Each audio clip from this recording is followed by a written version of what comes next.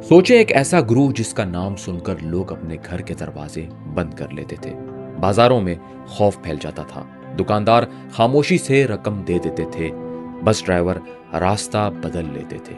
नौजवान लड़के घर वालों से छुपकर इस ग्रुप में शामिल हो जाते थे और पुलिस को भी कई इलाकों में दाखिल होने से पहले पूरी तैयारी करना पड़ती थी।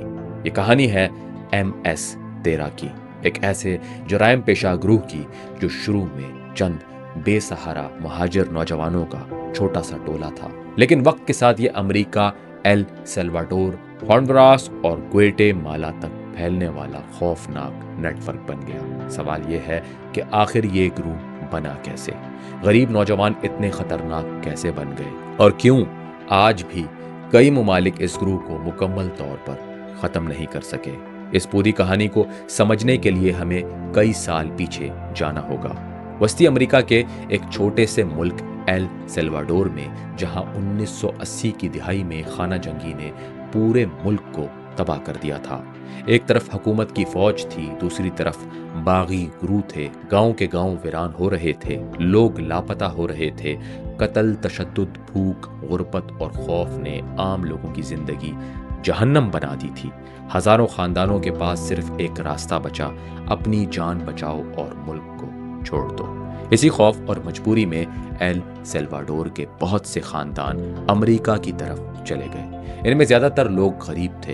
इनके पास न ज्यादा पैसा था, न तालीम, न अमेरिका में कोई मजबूत सहारा। वो बेहतर जिंदगी की उम्मीद लेकर अमेरिका पहुंचे थे, लेकिन वहां उनके लिए एक नया इम्तिहान तैयार था। खास तौर पर अमेरिकी शहर लॉस एंजलिस में, जहां पहले ही सड़कों पर मुख्तलिफ जुराइम पेशा ग्रुपों का असर था। हर इलाके पर किसी न किसी ग्रुप का कब्जा मौजूद था। नए आने वाले महाजिर नौजवान कमजोर समझे जाते थे।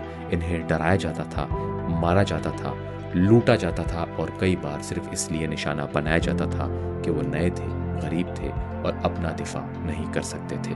यही वो वक्त था जब कुछ सिल्वाडोरियन नौजवानों ने सोचा कि अगर हमें इस शहर में जिंदा रहना है तो हमें भी अपना ग्रुप बनाना होगा। शुरू में मकसद अपनी हिफाजत था, लेकिन आहिस्ता आहिस्ता यही दिफाई सोच जुर्म, ताकत और खौफ में बदल गई। इसी माहौल में एक नाम उभरा, मारा साल्वात्रोचा, जिसे बाद में MS-13 कहा जाने लगा।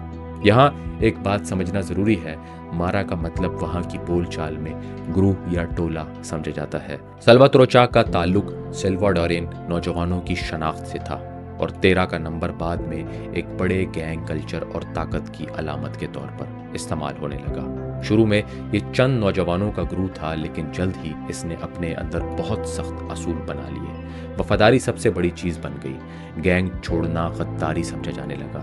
नए लड़कों को शामिल करने से पहले सख्त तशद्दुद बर्दाश्त कराया जाता, इन्हें मारा पीटा जाता, इनसे जुर्म करवाया जाता ताकि वो साबित करें कि वो डरने वाले नहीं हैं।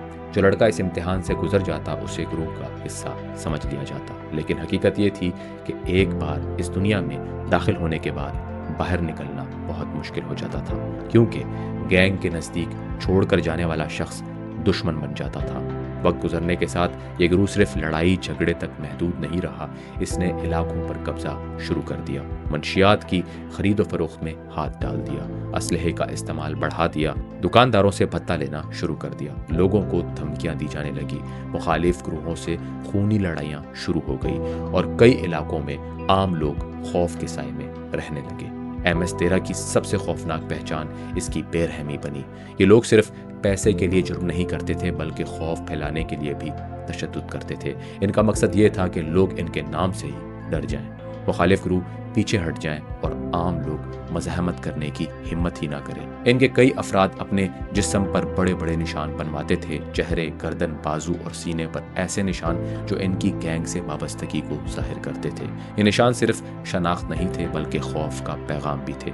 लेकिन कहानी यहाँ ख़त्म नहीं होती। असल ख़तरनाक मोड़ उस वक्त आया जब अमेरिका ने जुराइम में मुलव्वस बहुत से महाजिर नौजवानों को वापस एल सल्वाडोर भेजना शुरू कर दिया। अमेरिका का ख्याल था कि ऐसे लोगों को मुल्क से निकाल देने से मसला कम हो जाएगा, लेकिन हुआ इसके बरक्स। जो नौजवान अमेरिका की सड़कों पर गैंग का पूरा तरीका सीख चुके थे, वो जब वापस एल सल्वाडोर पहुंचे तो वहां का निज़ाम पहले ही कमज़ोर था।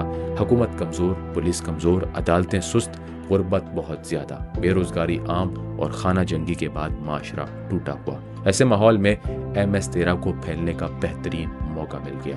امریکہ سے واپس آنے والے گینگ ممبرز نے اپنے پرانے ملک میں وہی نظام بنانا شروع کر دیا جو انہوں نے لاس اینجلس میں دیکھا تھا۔ علاقے بانٹے گئے، نوجوانوں کو شامل کیا گیا، دکانوں سے بھتہ لینا شروع ہوا، بس ڈرائیوروں، چھوٹے تاجروں، مزدوروں اور عام لوگوں سے پیسے مانگے جانے لگے۔ جو رقم نہ دیتا اسے دھمکی ملتی، جو پھر بھی نہ مانتا اسے نشانہ بنایا جاتا۔ کئی جگہوں پر حالات اتنے خراب ہو گئے کہ لوگ اپنے ہی محلوں میں قیدی بن گئے۔ رات کو باہر نکلنا خطرناک ہو گیا، والدین اپنے بچوں کو اسکول بھیجتے ہوئے ڈرتے تھے، دکاندار کاروبار کرتے ہوئے گھبرا رہے تھے، اور بہت سے نوجوان صرف اس خوف سے گینگ میں شامل ہو جاتے تھے کہ اگر شامل نہ ہوئے تو مار دیے جائیں گے۔ یہ گروہ ایل سیلواڈور سے نکل کر ہونڈوراس، گویٹے-مالا اور پھر دوبارہ امریکہ کے مختلف شہروں تک پھیلتا گیا۔ اس طرح ایک چھوٹا سا اسٹریٹ گروہ بین الاقوامی جرائم پیشہ نیٹ ورک میں تبدیل ہو گیا۔ اس کے اندر چھوٹے چھوٹے مقامی گروہ بنے ہوتے تھے، ہر علاقے کا اپنا سربراہ ہوتا اور بڑے لوگ حکم دیتے، نیچے لڑکے کام کرتے، کہیں بھتہ لیا جاتا، کہیں منشیات بیچی جاتی، کہیں اغوا کیا جاتا، کہیں مخالف گروہوں سے لڑائیاں ہوتی، کہیں جیلوں کے اندر سے حکم چلتا۔ یعنی یہ صرف سڑک کا مسئلہ نہیں رہا، یہ جیلوں، سرحدوں، محلوں اور کئی ممالک کے کمزور نظاموں تک پھیل گیا۔ MS-13 کی ایک بڑی طاقت خوف تھا۔ وہ جانتے تھے کہ اگر لوگ ڈر گئے تو حکومت سے پہلے گینگ کا حکم مانیں گے، اسی لیے کئی جگہوں پر وہ عام لوگوں کو یہ پیغام دیتے کہ ہماری بات مانو ورنہ انجام برا ہوگا۔ اسی خوف نے ان کو طاقت دی، لیکن اس طاقت کی قیمت عام لوگوں نے ادا کی، غریب خاندانوں نے ادا کی، بے گناہ بچوں نے ادا کی، محنت کرنے والے دکانداروں نے ادا کی، بس چلانے والوں نے ادا کی، اور ان ماؤں نے ادا کی جن کے بیٹے یا تو گینگ میں چلے گئے یا گینگ کے ہاتھوں مارے گئے۔ امریکہ اور وسطی امریکہ کی حکومتوں نے اس گروہ کے خلاف بڑے بڑے آپریشن شروع کیے، ہزاروں گرفتاریاں ہوئی، پولیس نے چھاپے مارے، خفیہ ادارے حرکت میں آئے، کئی رہنما پکڑے گئے، بہت سے گینگ ممبرز جیلوں میں بند ہو گئے، لیکن مسئلہ مکمل ختم نہ ہوا، کیونکہ جیل بھی کئی بار گینگ کے لیے نیا مرکز بن گئی۔ جیلوں میں بیٹھ کر بھی حکم چلائے گئے، باہر موجود ممبر سے رابطے رکھے گئے، اور کئی علاقوں میں گینگ کا اثر برقرار رہا۔ اس کی ایک وجہ یہ بھی تھی کہ صرف گرفتاری سے اصل مسئلہ ختم نہیں ہوتا جب تک غربت، بے روزگاری، ٹوٹے ہوئے خاندان، کمزور تعلیم، کمزور قانون اور نوجوانوں کے لیے امید کی کمی موجود رہے۔ ایسے گروہ دوبارہ پیدا ہوتے رہتے ہیں۔ بہت سے نوجوان گینگ میں اس لیے بھی شامل ہوتے ہیں کہ انہیں لگتا ہے کہ وہاں تحفظ ملے گا، شناخت ملے گی، پیسہ ملے گا، دوست ملیں گے، لیکن حقیقت میں انہیں جرم، خوف، تشدد اور موت ملتی ہے۔